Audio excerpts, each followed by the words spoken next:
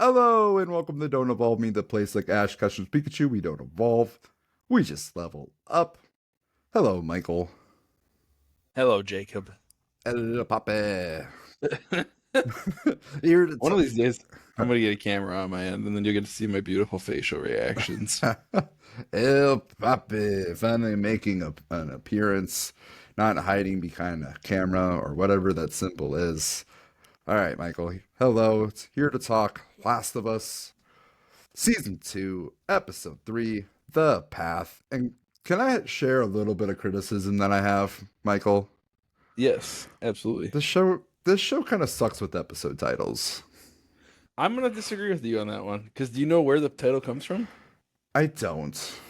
It's the last song that I think it's the last song that plays at the end of part one when Ellie and Joel have that confrontation, Mm-hmm. or in season one. Like if you remember, like that stirring guitar music that kind of comes Mm, in. So I think it's kind of a a uh, nod to that. yeah. Yep, I just looked it up. I just wanted to confirm. Yeah, it is 100% that. Okay, that makes it a little bit better. But I will And Through the Valley was the song. Sorry, I'm going to interrupt here. And Through go the for it. Valley was the song that plays um in the well, it's the last song in the episode where, Joel kicks a bucket. It's the song that Okay. Ashley Johnson's singing.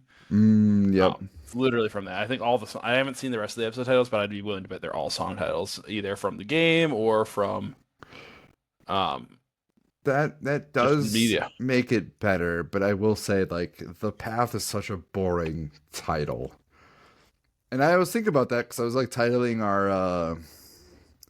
I our ooh, our I title, have a and I'm just like hello or goodbye Jackson, hello Seattle, and it's not much better, but I'm like it's at least like top or I guess it's more on the nose. I don't know.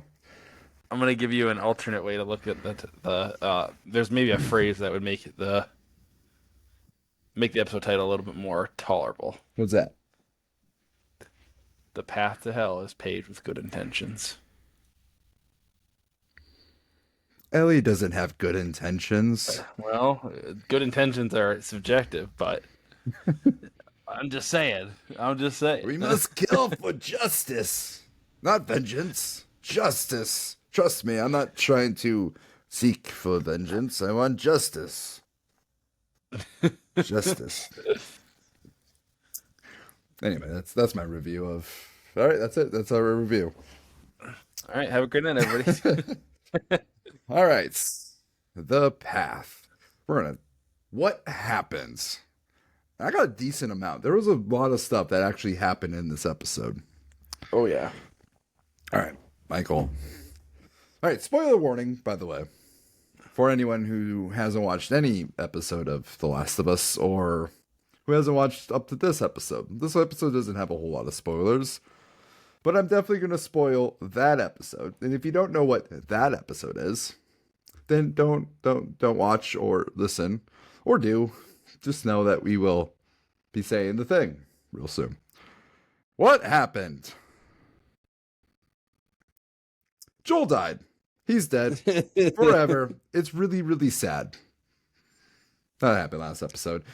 In this I mean, to be fair, if you didn't think he was dead after getting a golf club to the neck, I don't know. I want to live in that fanciful land. the alternate universe, like Joel's Mm-hmm. alive. Happy died. Yep. That's how it flipped. All right. Ellie wakes up and screams about her sad reality, which would be honestly terrified. Watch someone die, get knocked out, and then wake up conscious later. And then that's like the first memory, the first thought would be, especially like in a hospital, would just be freaky. 3 months later, 3 months, Michael, 3 whole months. They did do a time skip. They did, as you stated. Jackson is rebuilt, and Ellie leaves the hospital. She's all clear. But before she's all clear, she must speak with the town's psychologists. Gail, your favorite. Mm-hmm. While talking to Gail, Ellie was very much like, "Oh yeah, I'm fine. Everything was sad. It was great. He was a great person. But yada yada yada." more or less what she did. And Gail pries for information, saying that what Joel said, the last thing that Joel said to her was, he did something to you, and he mentioned that he saved you. And Ellie deflects, talks about how, I know Gail asked, like, was the New Year's Eve dance the last time you saw him? She's like, yeah, I saw him on the porch. I didn't go talk to him. I wish I did. Whatever. Real sad. I'm all better. Deflects, moves on. I just wanted to note that because I know that's something that you probably noted, Michael. I did. I clocked that. Ellie does this really. There was a really cool shot, and I want to give it out to Bella Ramsey. Because after she leaves, and I didn't notice this the first time really, but I noticed it the second time. After she left that room with Gail in the hospital, she does the whole fake ha ha ha ha, like laugh, like I'm Ellie, I'm in a great mood, and she just transitioned through the hallway. And it went from like this happiness to this, and it was very subtle. But I really liked how it showed the transformation of Ellie and it went into black. Oh yeah. Just wanted to point it out. Ellie arrives to Joel's house, touches a lot of things, opens the box, sees the watch that Tommy takes off in the beginning of the episode. Tommy does say, or Joel, he says to Joel, say hi to Sarah for me. Ellie sees the box, and it's almost like a metaphorical choice. Instead of choosing what could be forgiveness in the watch, we'll talk about that later, she chooses violence by grabbing the gun, sees the jacket, and cries into it.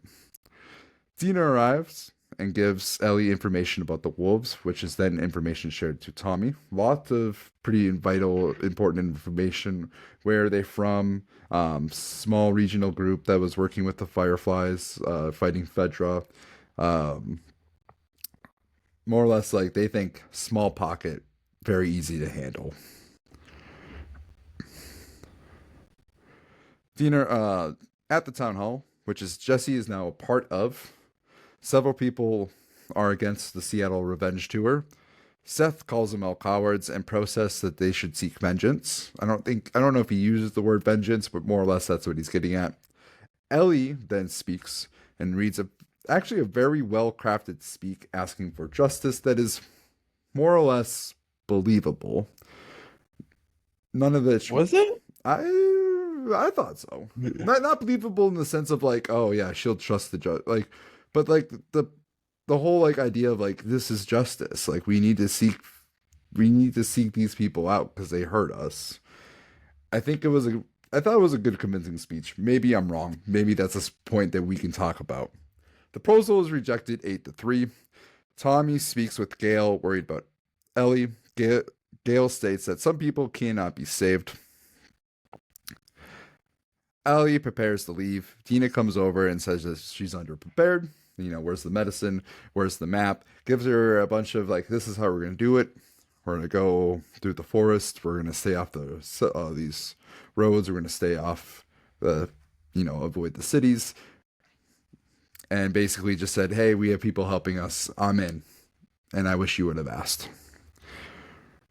That help that she found is Seth, which very helpful to the cause, the one who wants the vengeance. Ellie and Seth then share a handshake after Ellie has, detested him several times, but eventually ends with a stare down and a shake of, thanks. Ellie and Dina then visits Joel's grave. She leaves coffee beans in remembrance of Joel. Ellie and Dina travel to Seattle. Dina then, noticing the rain, taking cover. They share a moment. They talk about the kiss. Mentioned how she's back with Jesse. Brings up that and asks Ellie, is Jesse sad? Does he appear sad? And also fears that, is his sadness just a him thing, or is it something that I do to him? Ellie and Dina arrive upon Dead Seraphites, a group that we earlier had a flashback of. Ellie and Dina note the lack of wolves as they stare upon Seattle, and the last shot is a bunch of wolf members marching through the streets. And that is the path. That needs the path. I think this is probably when I texted this to you, Jake, um Mm-hmm. before, and I said you and I were talking before the show about because I went to this discussion here, and I texted you and said I thought that was one of the best episodes of the season, and I was amazed they keep getting better and better with each season. Mm-hmm. You And did. you brought up a really good counterpoint, which if you'd like to say it now, I forgot it. Remind me. you basically just said like, is it a better episode, or do we just like it because we're getting more lore backstory Yeah, on our that's favorite who. video games? That's who. So my counter to that is I feel, and this is partially you're not wrong. That's definitely a good point. Um, and this is one of my, I guess, questions. We'll make it Well, one of my. let's segue into it. 5 questions to appease Michael. All right, 5 perfect. questions Now, because we had 22 questions to start the first one. And yes, now we have 5 questions. or 8 in Jake's case. I wrote 8 in preparation. It's my job to be prepared. That's true. All right. So I guess one of my discussion points was I do feel like this. I can see what some people are like, oh, it's a slower episode. And my counter to that is, of course, it's a slower episode. They literally just had a bombshell one. Like, they're Yep. budget is not infinite, and B, I do think it does a great job about setting up the audience to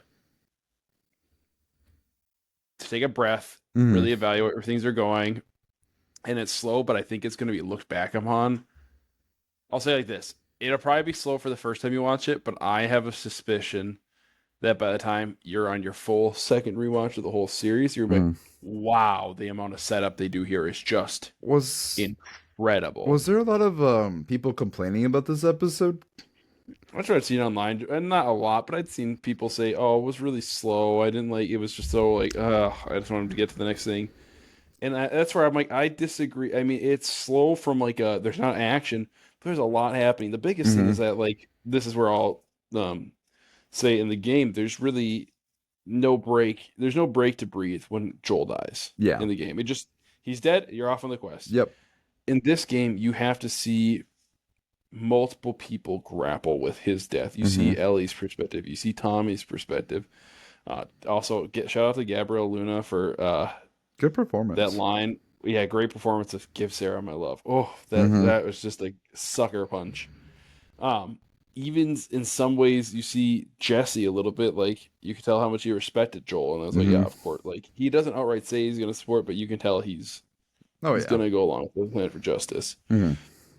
Even to somebody like Seth, who had by all reason to hate Joel, is like, they can't fucking come into our town and do this. I really love the Seth piece, and I'm gonna leave it at that because there is more to say about him.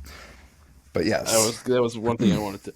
So, but before we get into further that stuff, I think there's a lot happening on this episode in a way that I think people tend to be a little bit.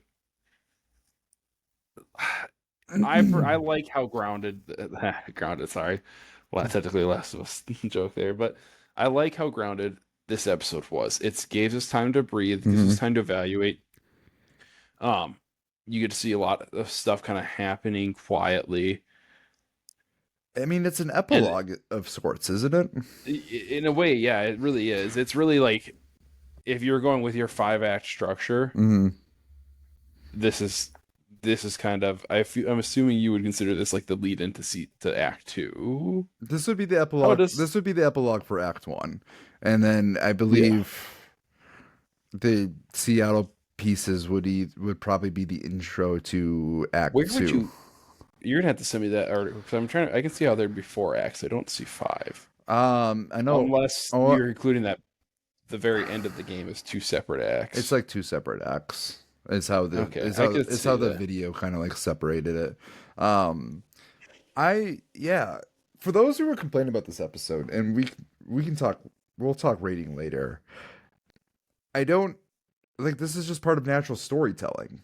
So to me, if you're complaining that this story is slow, to your point, like, it was a bombshell episode. It was that episode. It was the episode that like we were all like ready for. And when you have bombshell episodes, when you have events, the next episode is generally going to be slow Like that's kind of what you need. And that's where Game of Thrones suffered in season 8. It was just a bunch Too of much. there was Yeah. a bunch of things happening, and it wasn't like it was a bad story or To bad. be fair, there was a lot of other. I would argue a little bit of the bad story, a No, little bit, but but like the premise of their ideas wasn't bad. The problem was it wasn't fleshed out. So yeah, everything the that execution was very lacking. well, like they needed 3 seasons in the middle of that whole story for it to really make sense.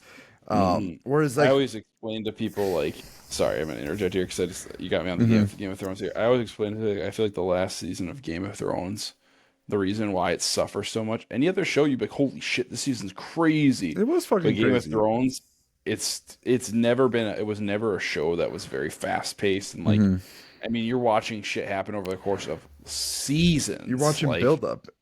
yep, yep. And that's where I think this show does a great job. I think the build up Oh here yeah. is excellent. Also, I have a theory I want to that we're only gonna get I do want two to finish. seasons. I do want to finish my Okay, sorry. points. Go ahead.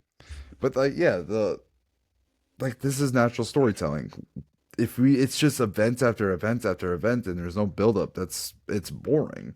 Like to me, this episode was amazing in the sense of like, yeah, there was no clickers, yeah, there was no action, but you're seeing a bunch of characters grapple with Joel's death. You're seeing them dealing with it. You're seeing the town work together and figure out should we attack, should we not? What does Ellie do in the middle of that?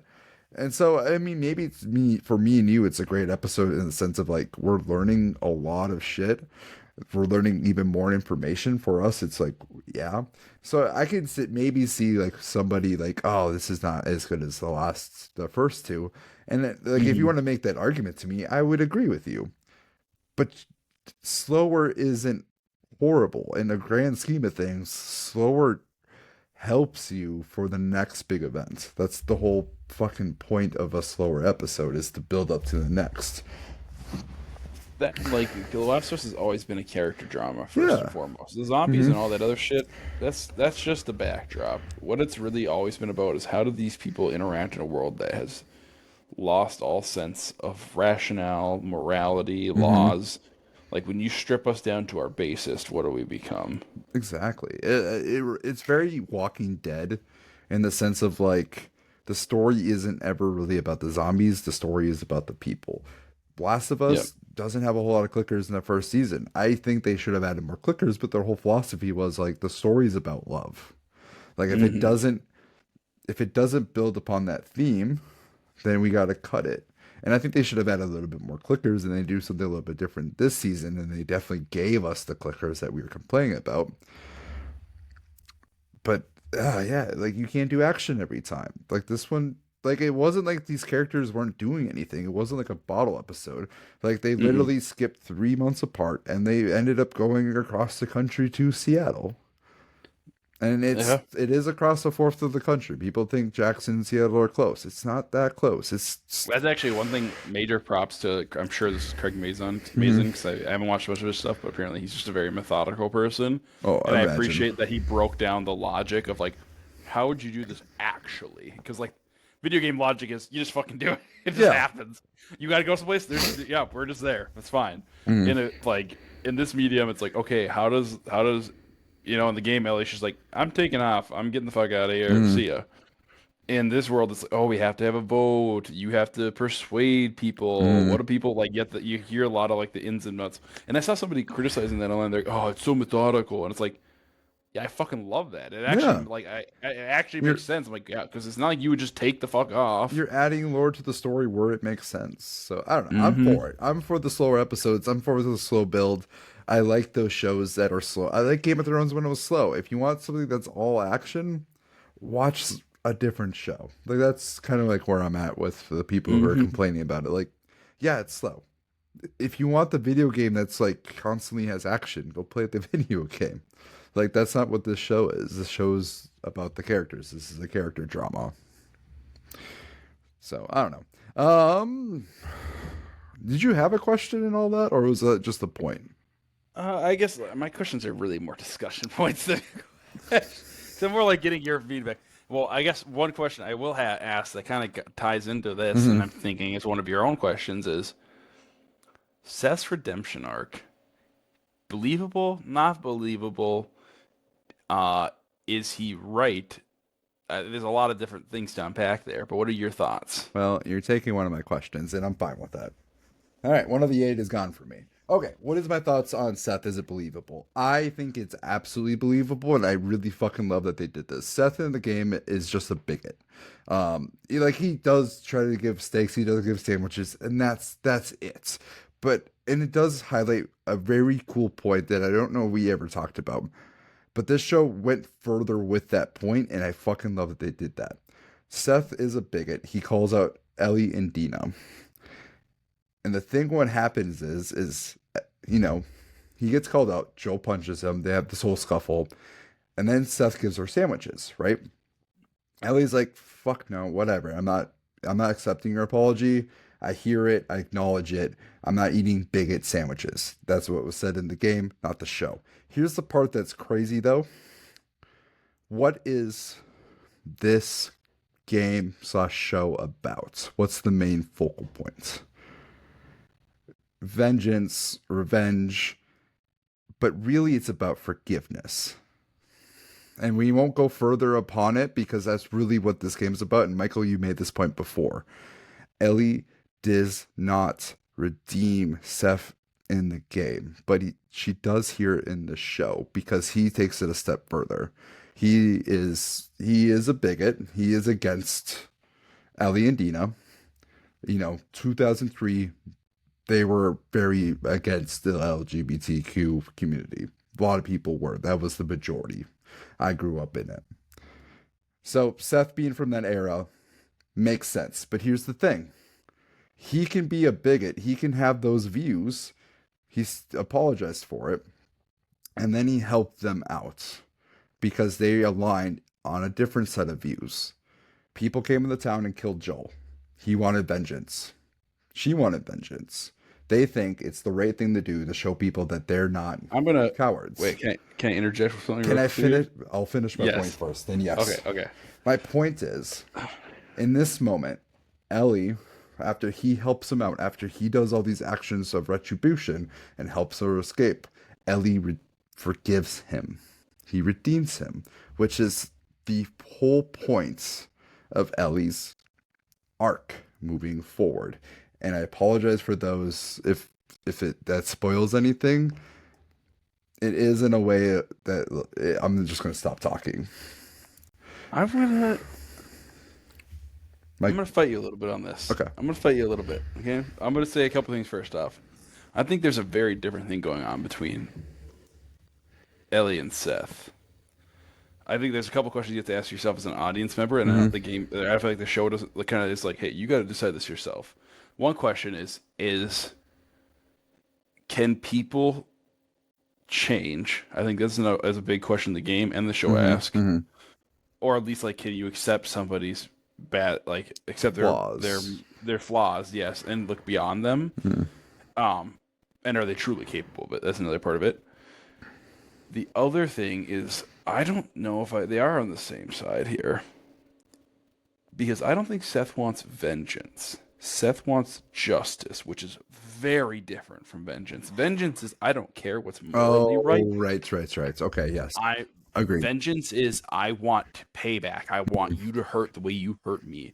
True justice is, I just want things to be made right, whatever that means. Because, if somebody kills somebody in our world, justice isn't necessarily putting them on execution. Didn't he say he wants to make them pay, for attacking them? Isn't that not vengeance? Yes, but I think that but I think it's not a personal. It's like, you got to know, justice is a way of saying, if you do this, these are the actions to your, or these are the consequences to your actions. And I think that's Seth's take on it is, they came into our town, they killed one of our own, and then they just get away with it. That's not okay. That's not justice.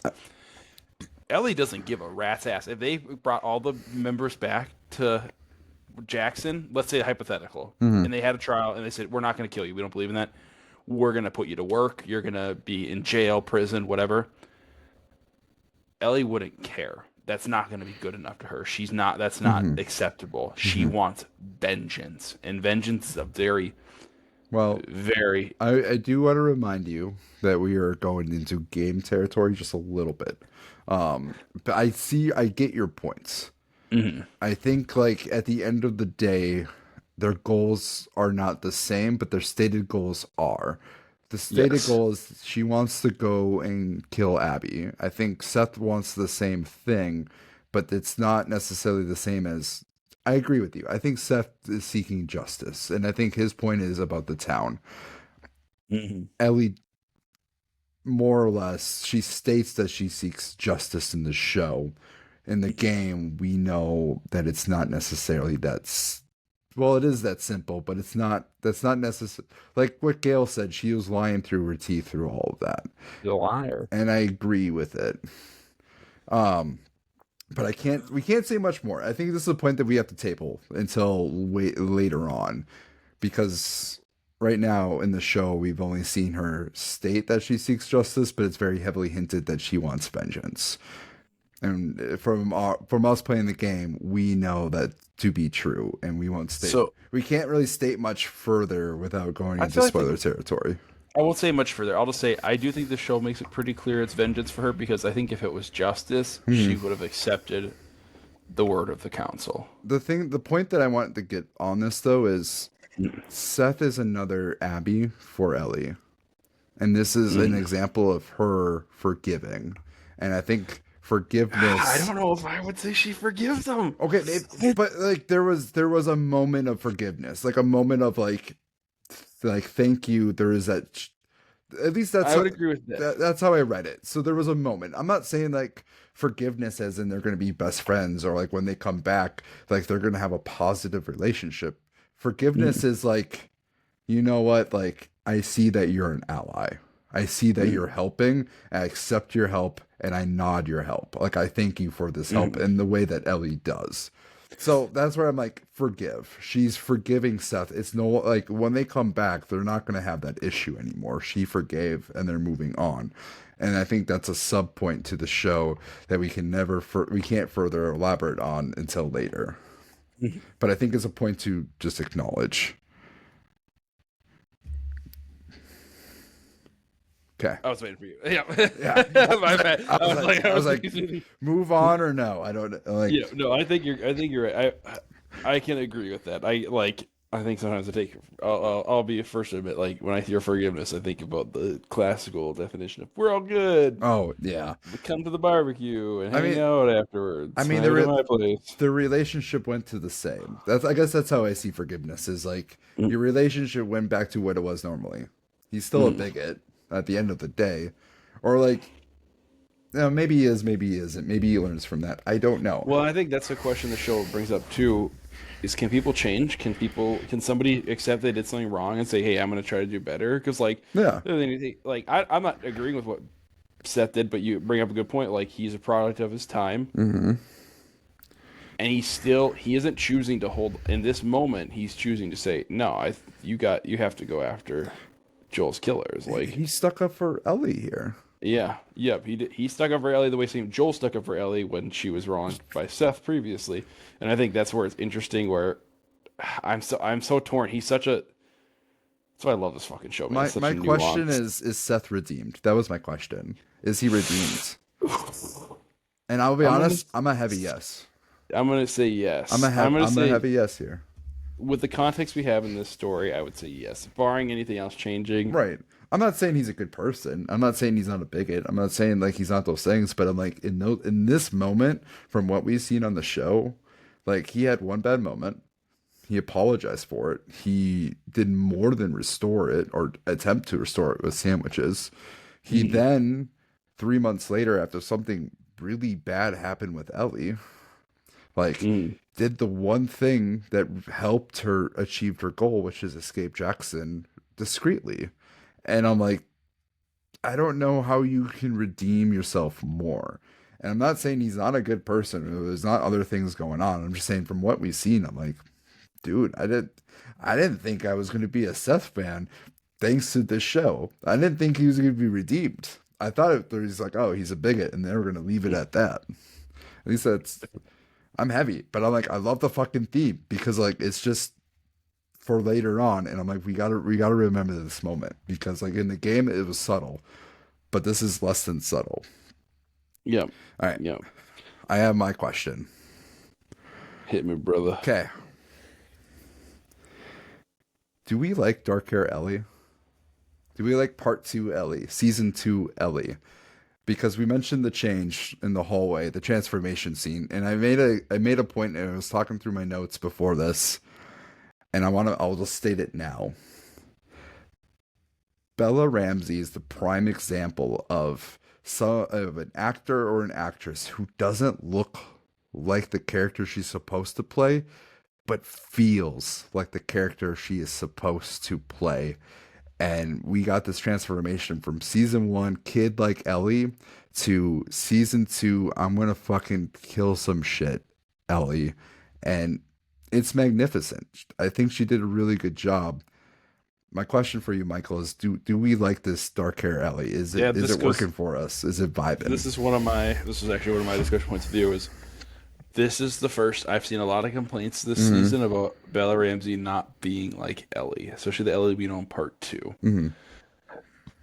I think what they did this, I should refer to her as they. Sorry, I don't know if you know this. Yeah, she does go by they them, but she does. Okay, they go by. That gets me every fucking time. Yeah, they go by whatever. I think they did a great job this episode. Mm-hmm. They showed us that they're capable of, with Ellie's character here, we see this transition from her, from being kind of in the beginning of the season, you kind of get a little bit more part 1 Ellie, that naive kid Ellie. Yeah. And it's like the hospital scene happened, and there's just innocent shit. Ellie. Innocent. It's like, she's like, I'm not who I am anymore. It's that part of her has broken irreparably. I'm gonna say irreparably. I think irreparably, and I see like specifically like especially when they were on their way to Seattle, I saw that a lot. I'm like, oh yeah, there it is. That's what I was waiting for.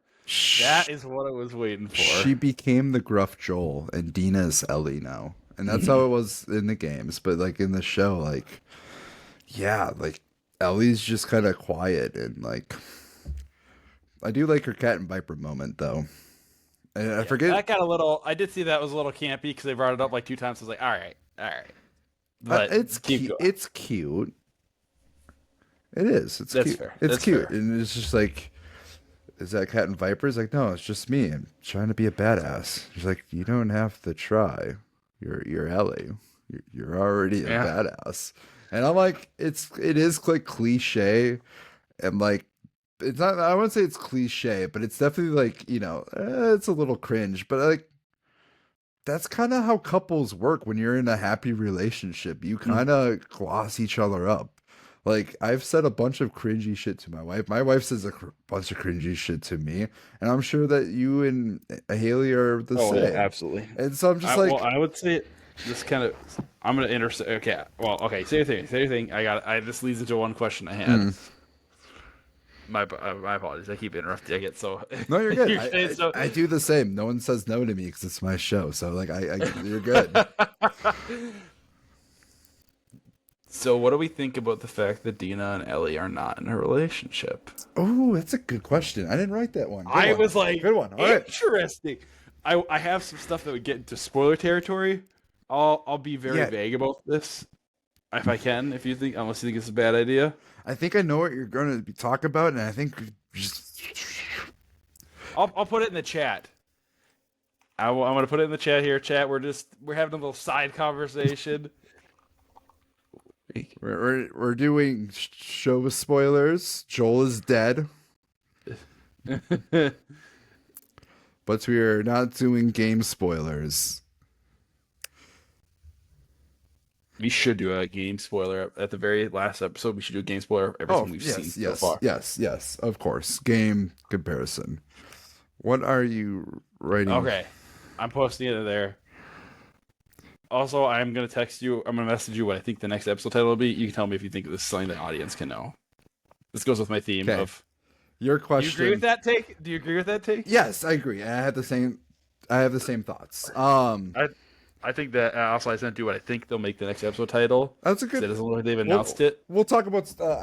We can do a new segment called episodes. Future episode titles.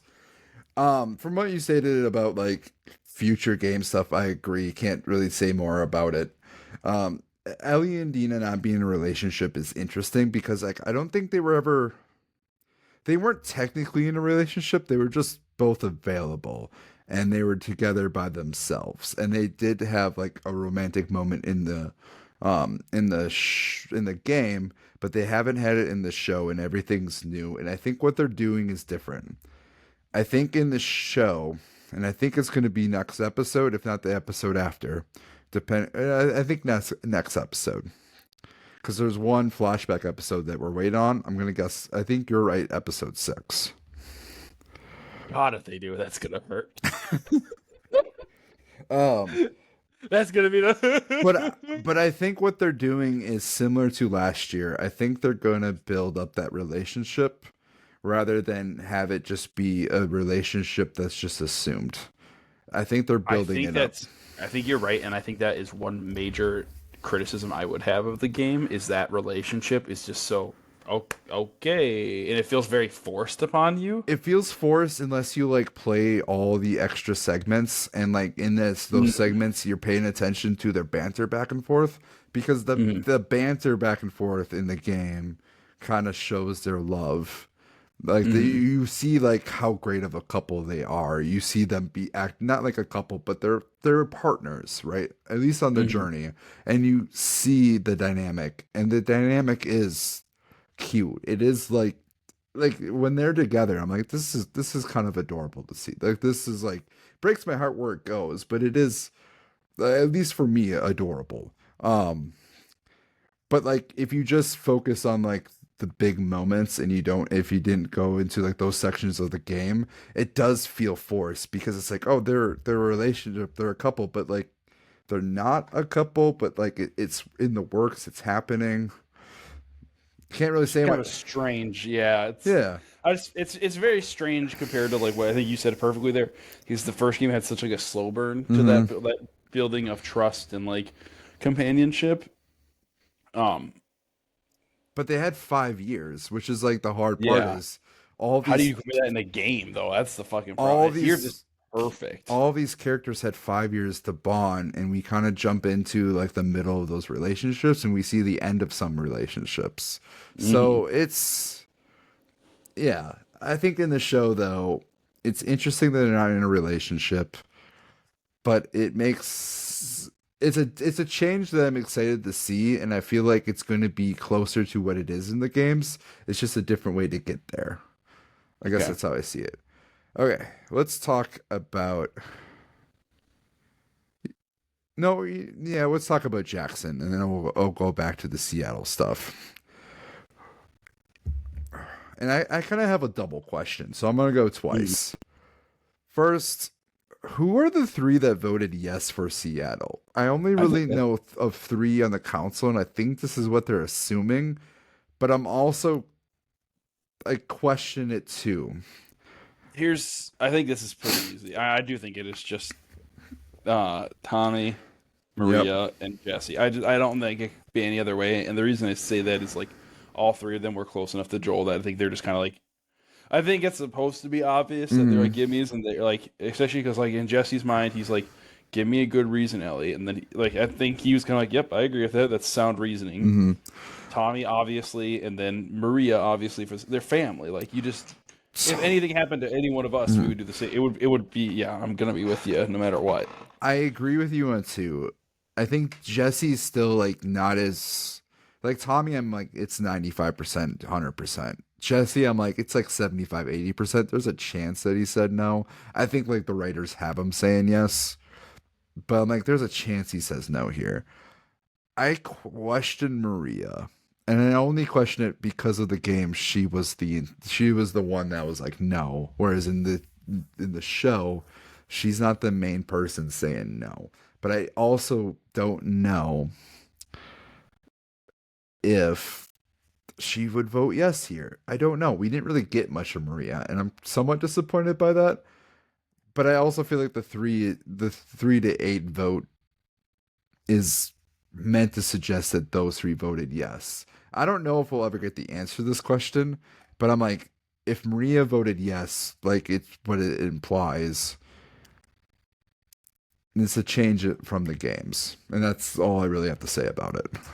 Yeah, I think it is because otherwise I would say could conceivably not be one of them if we knew actually if we really didn't know any of the other council members. But I think because we know 3 of them, it's just easy to put. Mm. Maybe not, but I'd be very surprised. And I can't say anything else. I'll say given where I believe where they're going to take the story, I think I'm inclined to believe that's the case. I'll leave it at that. Yes. All right. Here's my second follow-up question to it. Is Jackson right for not seeking to kill Abby? I think okay. So pragmatically speaking, absolutely yes. Yes. Okay. I think like if I'm being truly pragmatic, if it's not your family, they can still love and miss Joel, but say realistically, we don't know what's waiting for us. We already just lost a shitload of people, Mm-hmm. and we have to rebuild this city. Rebuilt And like this big city. thing. Sorry. And I think just in general, like they just got it. Like it would just be very. In the game, it was a lot more pragmatic, whereas like we don't have enough people for you guys to go. In the show, I think there's a lot more people. I think there's a lot more people, but people have lost enough, and it's kind of like just like how much more are you willing to lose? And like I think the other thing is like what retribution happens. You Are know, they going to essentially like that's I mean cycle of violence, big theme. this is I thought about this question, and I thought about like who's right here, and I'm weirdly on the side of Seth and Ellie. And I'm trying to think, is it just because, I'm on Ellie's side here and also somewhat a fan of Seth now, which is something I never thought was going to happen because of the show. If you told me I was going to be a fan of Seth, I'd be like, fuck you, you're lying to me. But I guess I'm a fan of Abby too, I guess. So I guess it's not that surprising. But I was just thinking about this because, like, I feel like philosophically I'd be like, no, we shouldn't seek vengeance here. But I kind of am agreeing with Ellie in a sense. She kind of sold me a bit, but not necessarily in the way that she will go about it. I'm not sold on that piece of it.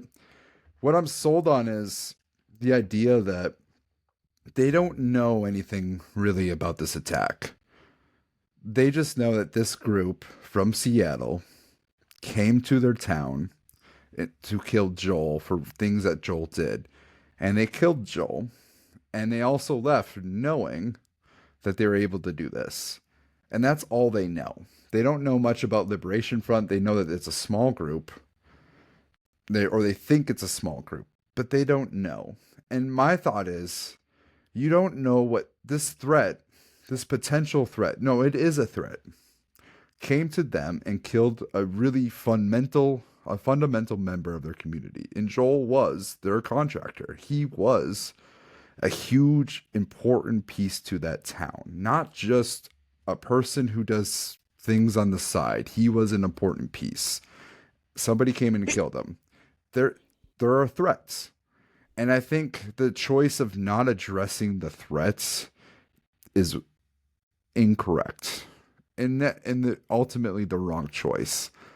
Because eventually in time, maybe not in 5 years, maybe not in 10 years, but if both groups remain the same, eventually these groups will cross path again, and this history will be there that, hey, we killed one of theirs and they didn't do anything about it, and now they have resources we want. And they're going to think about, oh. So I think, should they go in and just guns blazing, kill their person and leave? Probably not. Shit way to go about it, honestly, because that group would feel the same.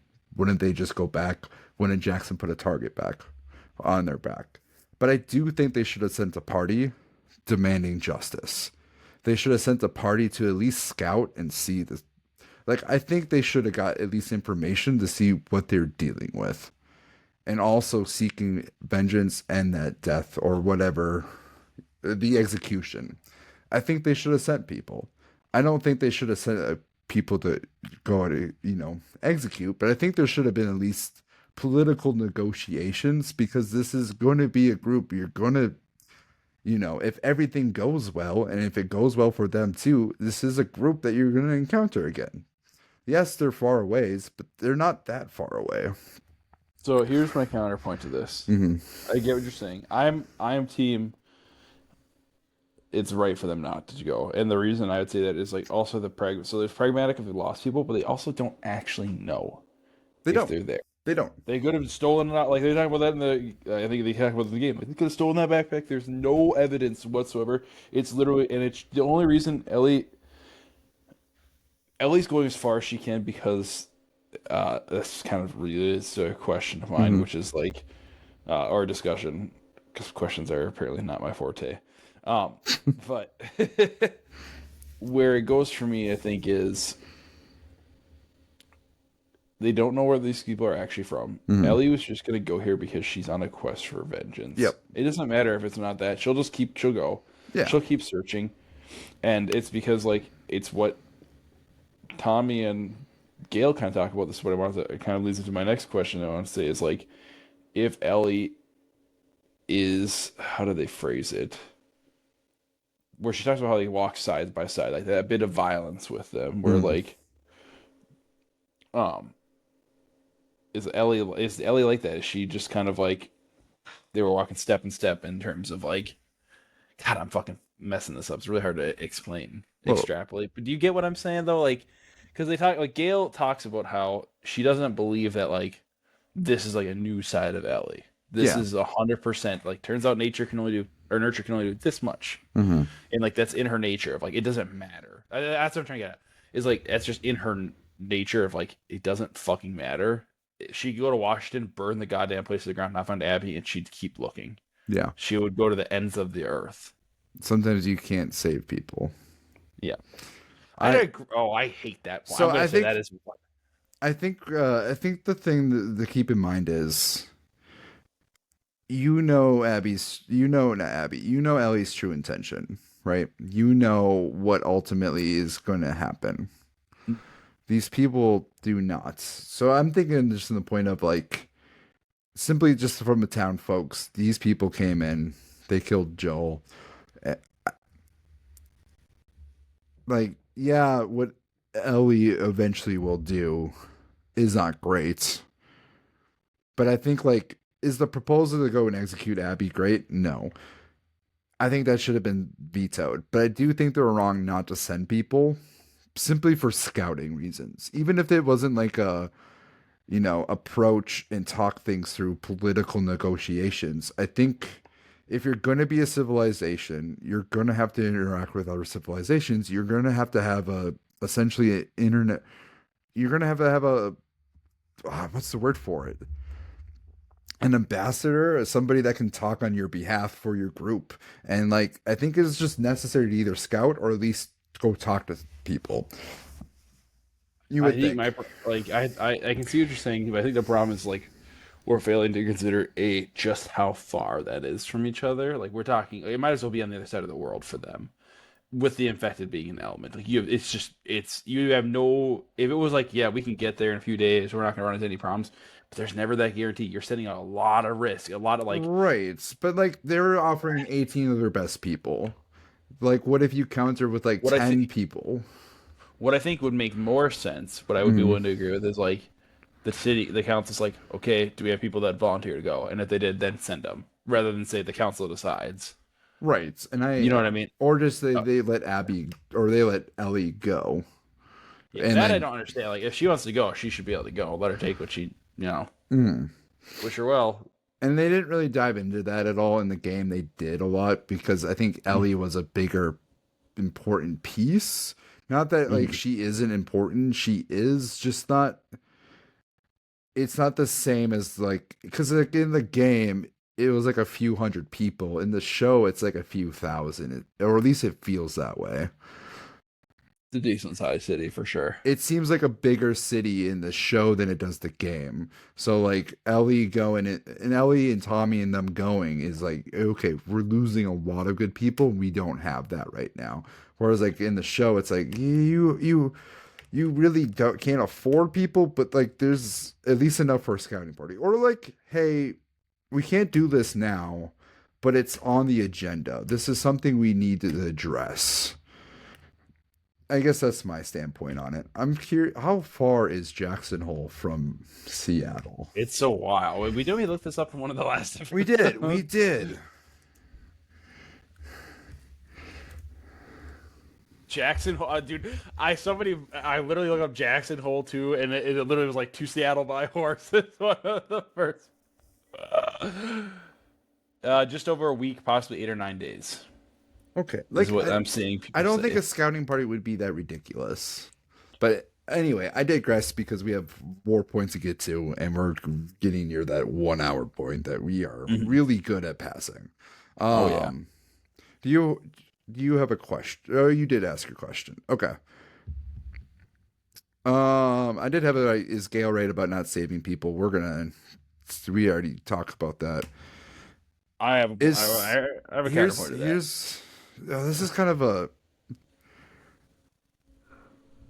I don't want to mention this because this is spoiler territory, so I'm going to save this question. Okay. But I just want you to acknowledge Tommy didn't go to the Seattle, and I want to leave it at that. I think it's interesting. I noticed that too. But I don't want. We can't mention more. All right.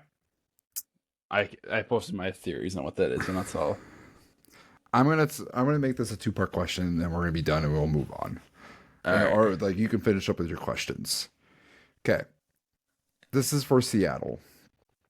Seraphites. We get to see a flashback of them, or maybe this is like a regular, but a flashback scene of the Seraphites walking in the woods. A girl and her dad all having scars on their face, talking about the prophet and how the prophet isn't helping them. It's been 10 years since she's passed.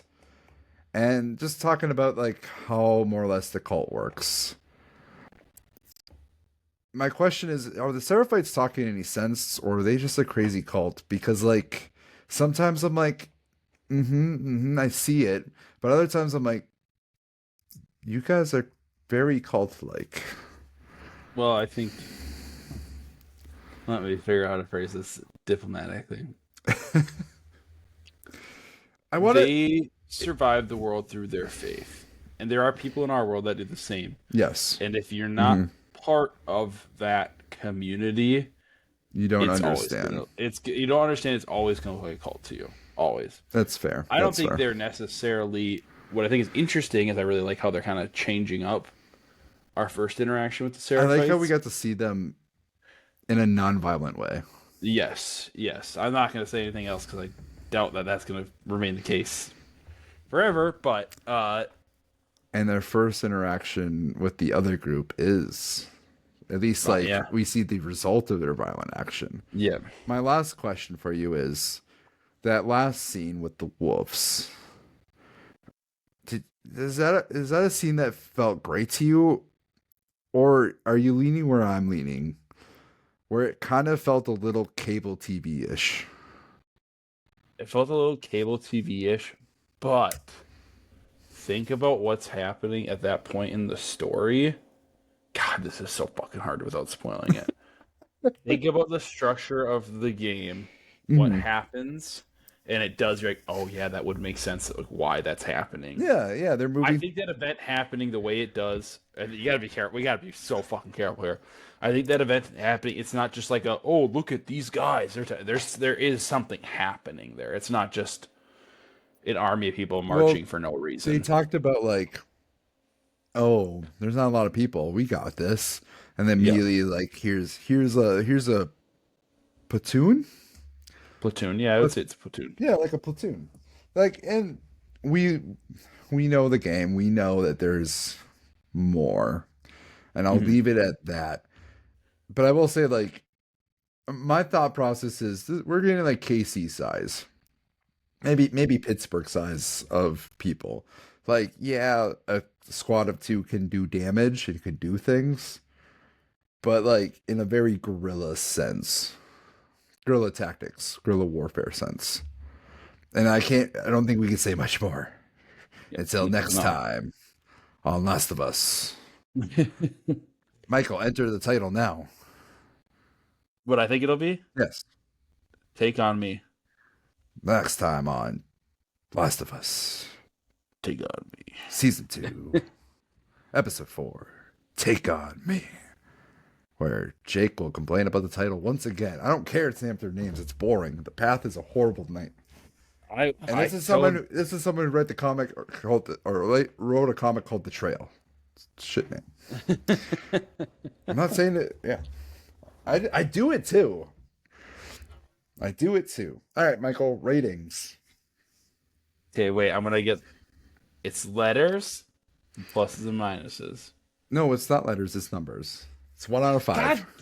God damn it! How do I keep I'm gonna fucking get this stapled. I don't know how. Like I could do something more interesting. I don't know how. No. You're good. I don't know why my brain is just like. I mean, letter. is it? I mean, it's more or less like A, B, C, D, F. No. I'm sticking Right? with the numbers. I keep sticking with the numbers, but I'm like, my brain is. The reason why I don't do letters is because everyone thinks of like school grading. I'm like, it's not quite that, and I don't want it to be like the tier list because I'm like, I don't know. I'm gonna get it. I'm gonna get it next week. I'm gonna make a note for myself right now, everybody. I'm doing this on the pod. All right, gotta find a pen here. I'm rating my wife's. Wait, there we go. What do you have for this episode? Okay, I'm getting there, but I gotta make a note so I don't get this wrong.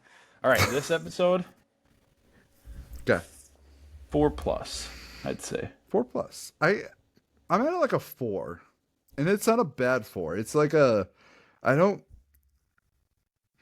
The storytelling's elite for the most part, but it's like there's not like an elite moment.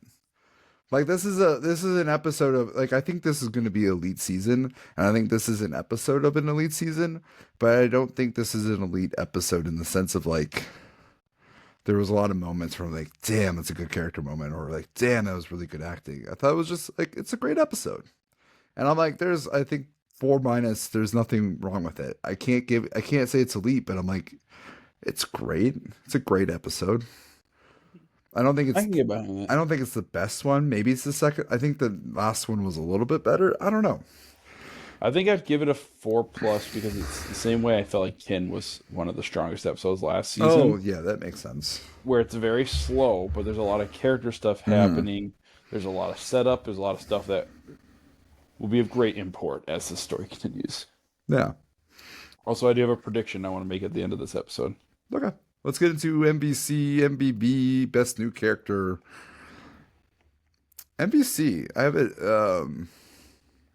I'm curious what you think. Most valuable character? Mm-hmm.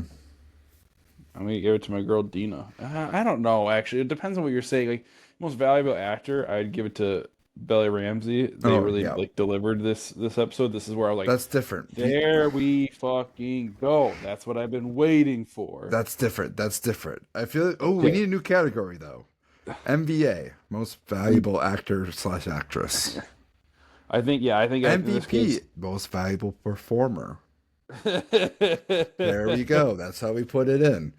All right. Well, most valuable performer was definitely Bella Ramsey. Yes, they finally, 100%. to me, delivered what I was looking for season 2 Ellie. And maybe it's too early to say that, but so far I'm seeing that more rough exterior kind of come through, or there's probably a phrase for it. And I'm just blacking on it, but most valuable character definitely Dina. I agree. I have For Dina. sure. I have Dina number 1. She came in clutch, just helping Ellie, and I think like in the game too. Like this part of it, like Dina is really like, she's like the weird like, ooh. You know what? Who she is? Who Dina is? She is the same. She has the same relationship that Sarah had with Joel. And Dina then has a similar relationship with Ellie. Joel struggles to take care of himself. Sarah often would come in to take care of, like, oh, I'm going to bake your birthday cake. Oh, I'll make breakfast for you. Hey, Dad, get up. It's time to go to work. Hey, we're making these plans. Like, Dina is that type A person that Ellie needs. And, like, Sarah had to become the type A person because that wasn't Joel. So it's a really similar, and Sarah was mentioned in this episode. So I just had That is that brain true. blast. So I all like right, it. I like all right. She's Sarah incarnated, reincarnated, and really that might actually work. Which is if that was like ooh conspiracy theory, Michael. I don't. I guess it could. Yeah, it could. Dina is the reincarnation of Sarah, and now there's a messed up relationship of Joel's daughter and Joel's In Joel's daughter. daughter. Oh. But here's the Well, thing: who also is loves it an H? Joel? Is it an Who HBO show if there isn't who incest? who? That's not incense. But Well, who also loves Joel, like a father figure? When we didn't Dina. mention this Dina. episode, Yeah. Dina. I loved him too. I loved him too, and like Joel, Dina, and Ellie just like looking at if they do become a couple in the show, who would be smiling from heaven? Mm. Probably Joel Yeah. From heaven? from heaven. You think he's going up to the Oh, fluffy white? oh, yeah, okay. I I don't. Depends. Yeah, yeah. It really depends on the qualifications of heaven or Guess a positive maybe afterlife. we'd have to see what happened if Good like if intentions. like the Lord ever gave him another Hey, chance. I hey, wonder what Joel would had good intentions. he did. I agree with that. Good intentions. Paved the way to hell. All right, this is a really interesting one this week, Michael. MVV, most valuable villain. I don't really. Was there really a villain? No, that's why this is interesting because I think there's answers. It's just like not a solid one. Honestly, I would say still. I guess I There's didn't really answer this. I have three potential ones. And But I would say because I didn't really get to go off too much on this, but I would actually put Gail that's a way put. because my thing is like she's so. I don't agree with her take that people can't be saved. Yeah, I I agree. don't. I think that's too reductive of human nature. Hmm. Like, sure, some people can't. I don't think I think she's great at calling people out. I think she's really great on calling people on her bullshit. I don't think she's good at healing people. Or like I don't think she's good at intentionally healing people. I think she unintentionally heals people. Kind of stumbles into it. Well, I think she's also a broken person herself, and Oh, like kind of what she says to 100%. Tom is she has no way of like, getting her own shit baggage off her mind either. So I get it. 100%. And I think that's kind of the point. She's kind of a shit therapist, even though like she has the skills to be a really good therapist. She's kind of a bad intention therapist, or maybe she's a good intention therapist who does things in a kind of unethical manner. Definitely that. Who that? Okay. My other MVP is Jackson, I was gonna say an abstraction way, yeah, and Jackson. it's like Jackson the console, Jackson the city. I think is honestly the MVP here in the sense of like I think they're kind of stumbling in their own way, in a sense where it's like I don't know. I think Gale might be like if we have to go individually, it's Gale. But if we're going like group, Jackson, and then I have the wolves in there, just because they do slaughter a group of people, and that's pretty villainy. So by action, it's wolves. Individually, it's Gale, but as a force, it's Jackson. Can we roll with that? I think yeah. I mean, that's a fair answer. I mean, if we had to say it's one, it's Gale, but it's kind of by like default of she's the only individual villain. Best new character, I'm gonna just say Dina. I think she wins over Gale. And that's it. Prediction time, Michael. Oh, from what I think is gonna happen for the rest of the season. Yeah. Take on I think we're only me. getting 2 seasons. I think we're only getting 2 seasons for part 2. Yeah, I can see That's my that. I think that's what's gonna happen here. Unless they extend season 4 and they extend the Act 5 of the game. Or Act 4/Act 5. I don't remember exactly where it falls. That's where I'm just like I can see them extending season 3 or making season 3 or season 4 a mini-ish season. Maybe I don't know. I don't know either. What if they like do the whole Las Vegas Palm Side stuff from the diaries, and they do like I feel like in order for them to do a season 4, they have to make up a lot of their own stuff and also find a good ending is satisfactory. But I don't hate it. I don't hate the prediction because I can see it. I mean, I have mixed feelings on it. Part of me is because I don't there's something I specifically am looking forward to that I want to have happen sooner. Not too soon. Not too soon. Which they allude to. But I want to have but I would rather see, how do I phrase this? I think how the story structure is, I just don't. I just have this feeling. I got a feeling. It all depends on where episode 7 ends. That's gonna be the linchpin for this whole thing. We'll table it for season 3 talk, full spoilers and all. Or I guess we have to do a non-spoiler. We'll talk about it later once we have more information. All right, Michael, anything else before we depart? I don't think so. I'm just really enjoying.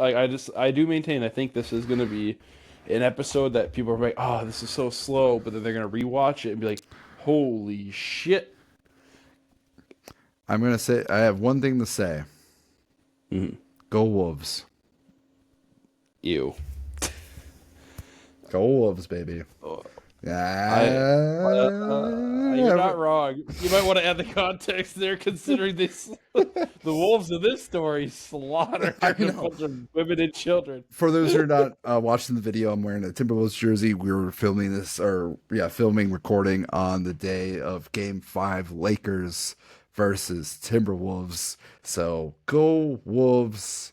You guys aren't hearing this till tomorrow, so hopefully it's good. The series is over and we're not going to LA in season 4. Yeah, that's a callback. Anyway, El Papi, Michael Schumer, thank you very much. This is your host, Jake Sherbing, signing off. Fresh takes, get your fresh takes here. Last of Us season 2 episode 3, The Path. Adios. See you guys. We'll see you next week.